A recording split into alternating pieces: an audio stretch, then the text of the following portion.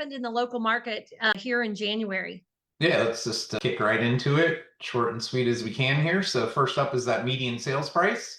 So we ended January at 297,750. So that was up 2.7% over last year. So pretty consistently in that like 2 to 4% range now for the better part of a year or more. And then cumulative days on market. This one's a little bit more interesting. We'll hear 2019 and 2018 a couple times in my presentation today. So we ended January at median days on market at 40.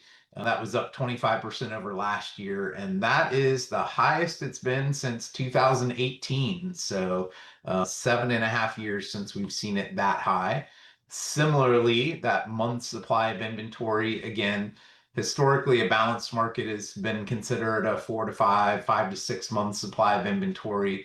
We have actually creeped up to 3.4 months supply of inventory, which is 26% up year over year. And again, we have not been that high since January of 2019. So almost 7 years since we've been that high. And if you sort of look here, 2020, 2021, 2022, we fluctuated around a half a month supply of inventory for that near 3 year period of time. So some big changes on that front. And then we always like to look at that percent of list price received. So on average, homes in our market are selling for 97% of list price. Again, real estate is always very hyper local. There's always different things that drive into that. There's certainly still homes that sell for above list price and go into multiple offers.